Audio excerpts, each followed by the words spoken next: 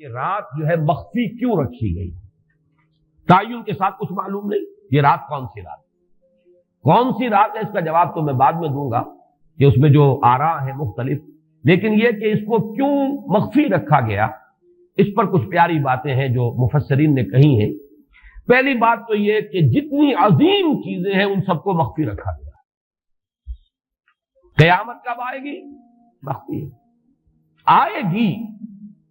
یہ یقینی ہے۔ کب آئے گی؟ یہ تو ان امور میں سے ہے کہ جس کا علم نبی اکرم صلی اللہ علیہ وسلم کو بھی نہیں دیا گیا، جبرائیل کو بھی نہیں دیا۔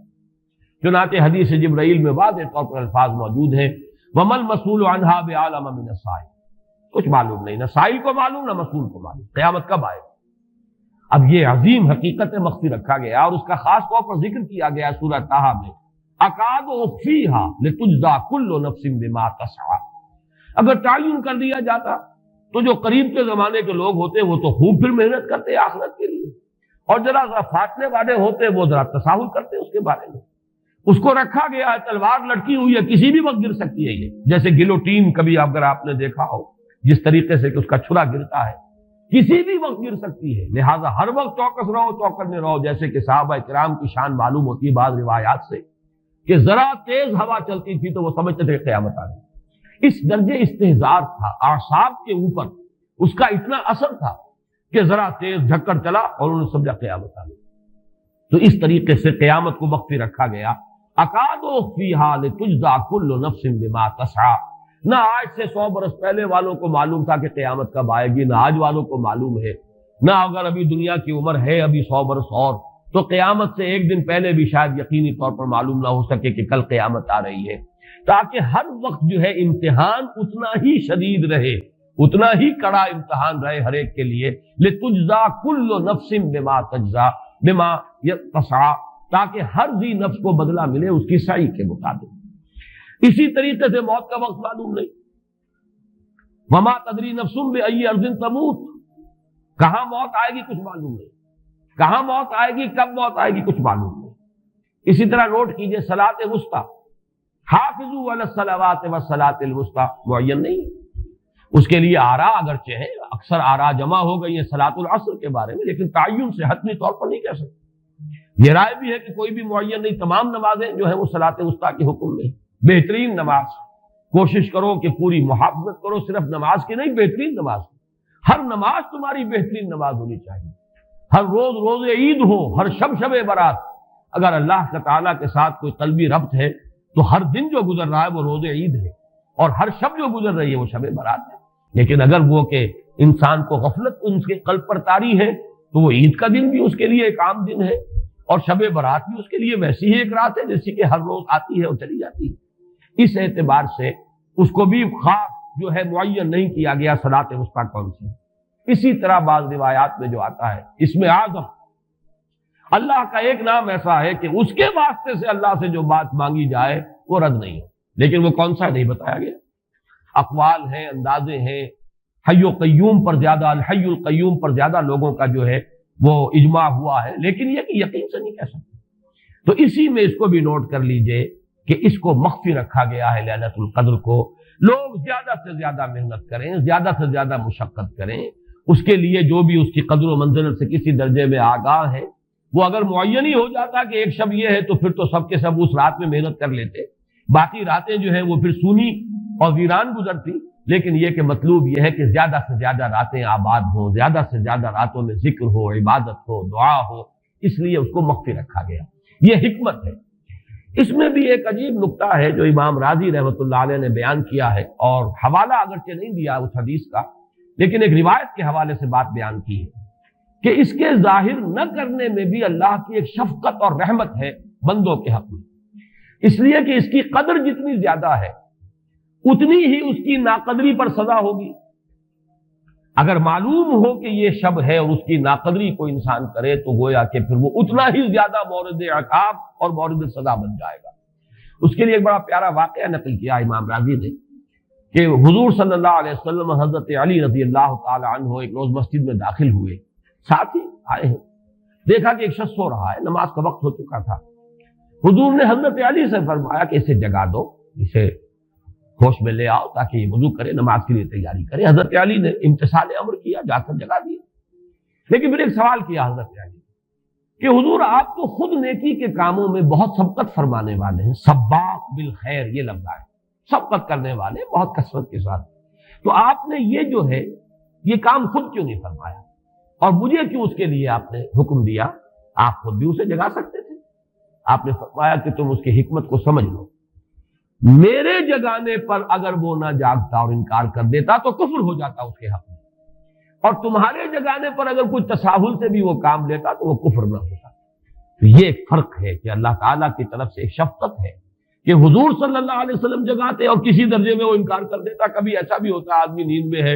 اور وہ کہتا جاؤ جاؤ مجھے آرام کرنے دو، تو اگر میرے ساتھ یہ معاملہ ہوتا تو وہ کفر کے درجے کو پہنچ جاتی بات، لیکن اگر تمہارے ساتھ یہ معاملہ ہو بھی جاتا تو اس درجے شدید نہ ہوتا۔ تو گویا کہ حضور نے اس شخص پر شفقت کے اعتبار سے یہ شکل اختیار کی کہ خود نہیں جگایا، بلکہ یہ کہ حضرت علی رضی اللہ تعالیٰ عنہ کو حکم دیا کہ اسے جگا دیں۔ تو یہ نقطہ کہ لیلۃ القدر کے اخفاء میں یہ بات بھی ہے کہ اگر اس کو عیاں کر دیا جاتا، معین کر دیا جاتا، تو پھر جو لوگ اس سے غافل رہتے پھر وہ بہت سخت ناقدری کا ارتکاب کرتے اور بڑی سزا کے مستوجب ہو جاتے۔ اب آپ چھٹی بحث ہے کہ وہ رات کون سی ہے۔ اگرچہ ایک رائے شاذ یہ بھی ہے کہ وہ رمضان سے باہر کی رات بھی ہو سکتی ہے، لازم نہیں ہے کہ رمضان ہی کی کوئی شب ہو۔ اس میں چونکہ بعض حضرات نے ایک روایت کی وجہ سے جسے ہم شب برات کہتے ہیں، لیلۃ البرات، یہ شعبان کی 15ویں شب، درمیانی شب، اور اس کے بارے میں ایک روایت موجود ہے حضرت عائشہ صدیقہ رضی اللہ تعالی عنہا کی کہ رات کے وقت ان کی آنکھ کھلی اور وہ باری آپ ہی کے پاس شب باسی کی تھی حضور کی، تو حضور موجود نہیں تھے، تو تشویش ہوئی کہاں گئے۔ تو جب تلاش کی گئی تو معلوم ہوا کہ حضور جنت البقیع قبرستان میں پہنچے ہوئے ہیں اور وہاں آپ ان کے لیے جو بھی وہاں دفن ہیں ان کے لیے استغفار فرما رہے ہیں۔ جب پوچھا گیا معاملہ کیا، تو آپ نے فرمایا یہ بڑی عظیم رات ہے اور اس رات میں فوت ہونے والوں کا فیصلہ ہو جاتا ہے، پیدا ہونے والوں کا فیصلہ ہو جاتا ہے۔ تو اب وہ بھی ایک لیلہ مبارکہ، اسی وجہ سے بعض لوگوں نے وہ جو سورہ دخان کی ابتدائی آیات ہیں انا انزلناہ فی لیلۃ مبارکۃ، اس کو محمول کیا ہے اسی رات پر کہ جس کو ہم شب برات کہتے ہیں اپنی عام اصطلاح میں، لیلۃ البرات اسے عربی میں کہا جاتا ہے۔ برات کے معنی کسی کا چھٹکارا پا لینا۔ یہ شب برات جو ہے وہ برات شادی والی برات نہیں ہے، بلکہ یہ برات کا لفظ ہے عربی زبان کا، جو ہمارے ہاں وہ غلط العام میں برات شب برات بن گیا ہے۔ برات برات من اللہ ورسولہ، جو سورہ برات کا پہلا لفظ ہے کہ چھٹکارا پانا، کہ وہ رات بھی ایسی ہے کہ اس میں انسان استغفار کرے اور اللہ تعالیٰ سے اپنے گناہوں کی معافی مانگے تو اپنے آپ کو جہنم سے چھٹکارا دلا سکتا ہے، وہ شب برات۔ اس اعتبار سے کچھ لوگوں نے گمان کیا کہ شاید لیلۃ القدر اور لیلہ مبارکہ اس حدیث کی روح سے وہی شب ہے، وہ ظاہر بات ہے کہ خارج از رمضان مبارک ہے، اور یہ کہ اس کے علاوہ بھی بعض آراء ہیں، لیکن یہ آراء جو ہے شاذ کے درجے میں یہ کہہ سکتا ہوں کہ تقریباً اجماع ہے اس پر کہ یہ رات رمضان مبارک ہی کی ایک رات ہے۔ اس کی دلیل ایک تو یہ کہ القرآن یفسر بعضہ بعضا کے اصول کے مطابق قرآن مجید کے اندر سورہ بقرہ میں یہ واضح کر دیا گیا شہر رمضان الذی انزل فیہ القرآن، رمضان مبارک کا مہینہ وہ ہے کہ جس میں قرآن نازل کیا گیا، اور یہاں فرمایا انا انزلناہ فی لیلۃ القدر، ہم نے اس کو اتارا ہے لیلۃ القدر میں۔ ان دونوں کو جوڑیے تو اس کا ایک لا محالہ جو ایک انیویٹیبل رزلٹ نکلتا ہے وہ یہی ہے کہ یہ لیلۃ القدر رمضان مبارک میں۔ دوسری اس کی تائید ہوتی ہے وہ مشہور حدیث جس کو الحمدللہ کہ ہم نے بہت عام کیا ہے، رمضان مبارک کی آمد سے قبل کوشش ہوتی ہے ہر سال جو ہے اس کی یاد دہانی کرا دی جائے۔ ایک طویل خطبہ جو حضور نے دیا تھا، خطبنا رسول اللہ صلی اللہ علیہ وسلم فی آخر یوم من شعبان، یہ حضرت سلمان فارسی رضی اللہ تعالیٰ عنہ سے مروی ہے کہ حضور نے شعبان کے آخری دن ہمیں خطبہ ارشاد فرمایا، یا ایھا الناس قد اظلکم شہر عظیم شہر مبارک شہر فیہ لیلۃ خیر من الف شہر، لوگوں آگاہ ہو جاؤ، تم پر ایک بہت مبارک مہینے نے، بڑی عظمت والے مہینے نے سایہ کر دیا ہے، سایہ فگن ہو گیا ہے تم پر ایک مہینہ جو بڑی عظمت والا ہے، شہر عظیم جو بڑی برکت والا ہے، شہر مبارک، اور تیسرا جملہ اس میں یہی ہے شہر فیہ لیلۃ خیر من الف شہر، وہ مہینہ کہ جس میں ایک رات وہ بھی ہے کہ جو 1000 مہینوں سے افضل ہے۔ ان دونوں چیزوں کے حوالے سے تقریباً دلائل بھی موجود ہیں، اور ویسے یہ کہ جیسا کہ میں عرض کر چکا ہوں، اجماع ہے کہ یہ رمضان مبارک ہی کی ایک شب ہے۔ لیکن رمضان مبارک کی کون سی شب ہے؟ اس پر بعض مفسرین نے تو لکھا ہے کہ 40 قول ہیں۔ چنانچہ صاحب تفسیر مظہری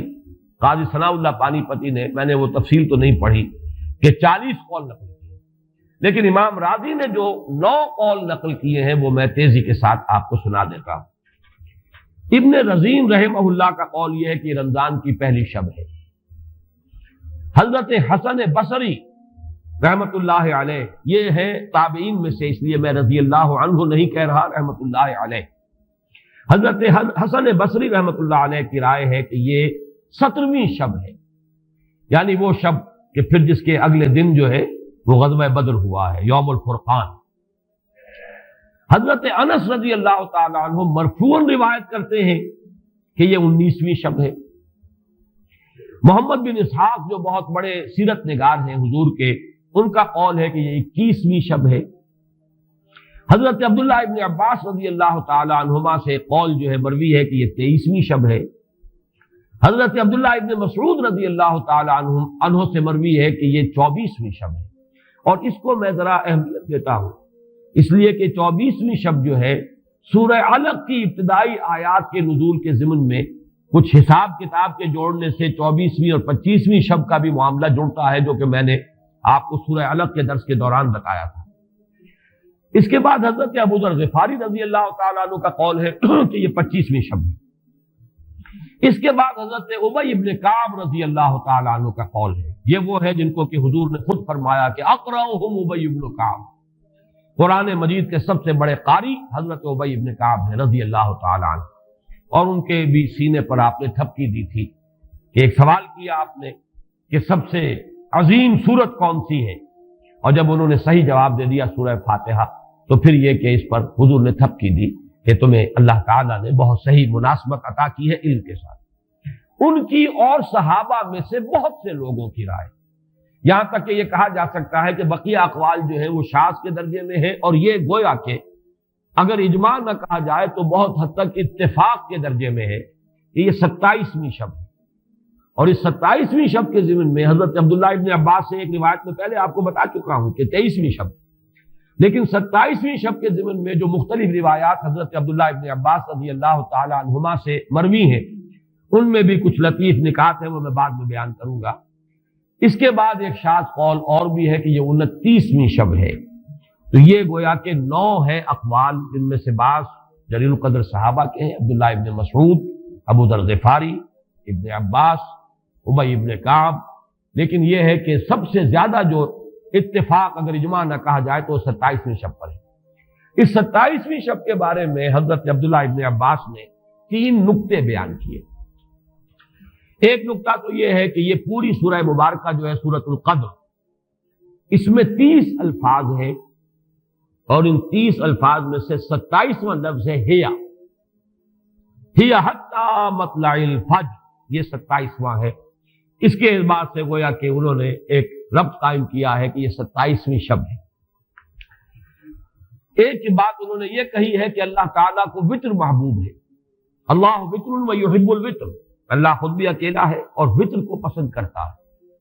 پھر یہ کہ وطر جو ہے اب رمضان مبارک کے اندر اگر وہ وطر شمار کیے جائیں گے تو 14-15 وطر بن جائیں گے، لیکن اس میں چونکہ آخری عشرے کے بارے میں بہت سی روایات جو ہیں ان کا تقریباً اجماع ہو جاتا ہے کہ آخری عشرے میں، تو آخری عشرے میں بھی 5 وطر آئیں گے، 21ویں، 23ویں، 25ویں، 27ویں، 29ویں۔ لیکن حضرت عبداللہ ابن عباس کہتے ہیں کہ 7 کا حصہ اللہ تعالیٰ کو بہت پسند ہے، اور بہت سی چیزیں جو ہیں عالم تکوینی میں بھی اور عالم تشریعی میں بھی بہت سی چیزیں وہ ہیں کہ جو 7 کے حصے کے ساتھ وابستہ ہیں۔ 7 آسمان ہیں، 7 زمینیں ہیں، ہفتے کے 7 دن ہیں، طواف کے 7 شوط ہیں، سعی بین صفا والمروہ وہ بھی 7 مرتبہ ہے، ادھر سے ادھر، ادھر سے ادھر 7۔ اسی طریقے سے سجدے کے اعضاء بھی 7 ہیں، تو اس سے انہوں نے پہلے وطر اور وطر کے بعد 7 کا حصہ رمضان کے آخری عشرے کی وطر راتیں اور ان میں 7ویں رات یعنی 27ویں شب، وہ اپنے اس حساب کتاب سے بھی. اور جب انہوں نے یہ بات بیان کی تو حضرت عمر رضی اللہ تعالی عنہ نے ان کی تحسین کی. آخری بات اور بھی کہی گئی ہے کہ لیلۃ القدر جو ہے اس کے اندر حروف کو اگر شمار کیا جائے تو 9 بنتے ہیں، اور یہ لیلۃ القدر اس سورہ مبارکہ میں 3 مرتبہ آیا ہے. انا انزلناہ فی لیلۃ القدر وما ادراک ما لیلۃ القدر لیلۃ القدر خیر من الف شہر. اس اعتبار سے بھی 3 کو ضرب دی جائے 9 سے تو وہ بھی 27 کا عدد بنتا ہے. بہرحال یہ میں نے جیسا کہ عرض کیا تھا کہ ان کا کوئی تعلق نہ صرف سے ہے، نہ نحو سے ہے، نہ روایات سے، لیکن بہرحال حضرت عبداللہ ابن عباس کا ایک ذوق ہے. اس کو آپ ذوقی باتیں بھی کہہ سکتے ہیں، لیکن یہ کہ حضرت عبداللہ ابن عباس کی ذوقی بات ہے، لہذا اس کا کم سے کم تذکرہ ہو جانا چاہیے. ایک بحث یہ ہے کہ اہیا باقیۃ ام لا، کیا یہ رات جو اس کی عظمت تھی یہ باقی ہے، یا صرف وہی رات جو تھی جس میں کہ قرآن مجید نازل کیا گیا وہی عظمت کی حامل تھی. انا انزلناہ فی لیلۃ القدر، یا یہ کہ اب بھی ہر سال یہ رات آ رہی ہے تو اسی عظمت کی حامل ہے، اسی قدر و منزلت کی، اسی برکت کی حامل ہے. اس پر بھی تقریباً ایک اجماع ہے کہ یہ لیلۃ القدر باقی ہے، ہر سال آتی ہے.